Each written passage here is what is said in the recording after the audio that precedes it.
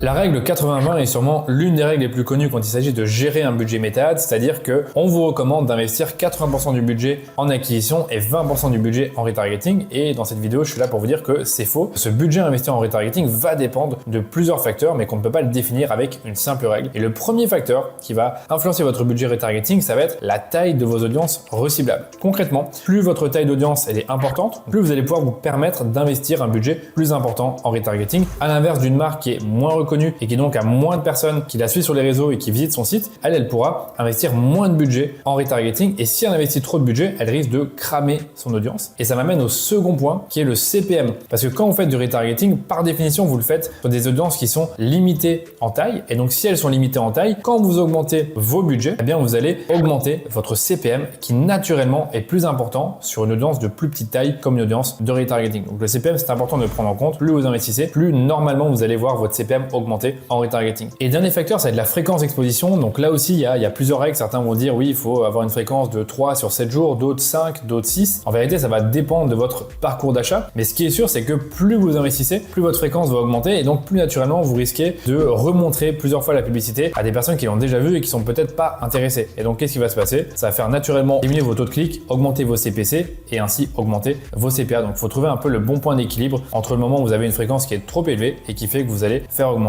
votre CPA. Donc finalement, comment est-ce qu'on définit son budget retargeting? Premièrement, moi ce que je vous conseille de faire, c'est de définir un CPA retargeting et en gros, voir jusqu'où vous pouvez vous permettre d'investir du budget pour être en dessous de ce CPA. Donc admettons que vous avez un CPA retargeting cible de 15 € et que vous êtes à 10 €, là potentiellement vous pouvez augmenter votre budget et voir à quel moment vous finissez par dépasser ce seuil de 15 € que vous avez fixé. Mais ça, c'est pas forcément suffisant parce qu'il faut également analyser l'incrémentalité. Quand on fait du retargeting, naturellement des personnes vont convertir, mais après avoir vu la publicité. Mais est-ce que ça veut dire qu'elles ont converti grâce à la publicité? Pas forcément. Et donc, si vous mettez trop de budget en retargeting, ce qui va se passer, c'est que vous allez normalement voir une augmentation des conversions qui sont attribuées à la vue. Et donc, ça veut dire quoi? Ça veut dire que votre retargeting n'est pas toujours incrémental. Et donc, une façon de le vérifier, ça va être de baisser votre budget retargeting et voir si les conversions attribuées à la vue finissent par diminuer. Parce qu'au final, vous ne voulez pas investir du budget dans le vent et avoir des conversions qui de toute façon auraient eu lieu sans le fait d'augmenter vos budgets retargeting. Donc, j'espère que c'était clair. Donc, si je dois résumer ce que je viens de vous dire,